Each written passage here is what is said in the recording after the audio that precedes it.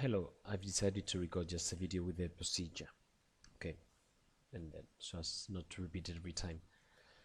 Now, how to make the most of it, to take advantage of it.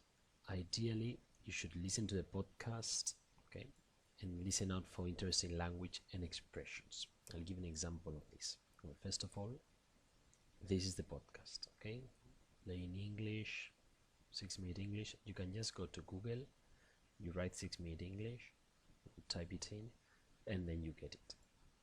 Okay. The latest one will appear here, okay, October 6th, and then if you scroll down, you will have all the others. Okay. What I mean by interesting language expressions, I mean those that normally appear at B2 and C1 levels. Okay, whether it's exams, readings, textbooks, etc. So for example, this is the last one.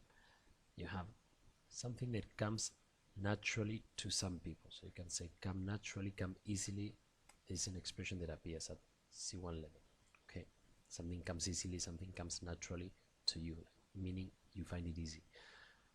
This, for example, on stage, this appears in a book, etc. So those are the expressions that you should notice while listening to it or even reading it.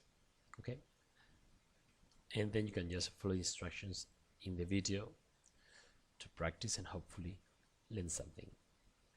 The idea is that then you will have sentences taken from the actual script, el guion of the podcast, and you will have exercises which are like the use of English in Cambridge exams. Okay, this is part 3, where you have a word and you need to change the word to make it fit. This is part 4, you have 2 sentences, and this is the original sentence in the script, and this is a paraphrase. What you have to do is use this word without changing it, and using it normally between 2 and 5 words. In the advanced is between 3 and 6, counting the word given. So you need to use that word without changing.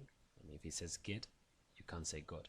If it says can, you can say can't, or do, don't. That's okay, that's not considered changing the word. You can put contractions together, or you can write them separately, in which case you will count as 2 words if you write don't, but it doesn't matter, that doesn't count. So this will be again part 3, part 4. This is part 1, which is A, B, C, D, so you will have 4 options, and this is part 2. You have to fill in the gaps with a word. These are normally grammatical words like pronouns, prepositions, connectors like although, however, etc.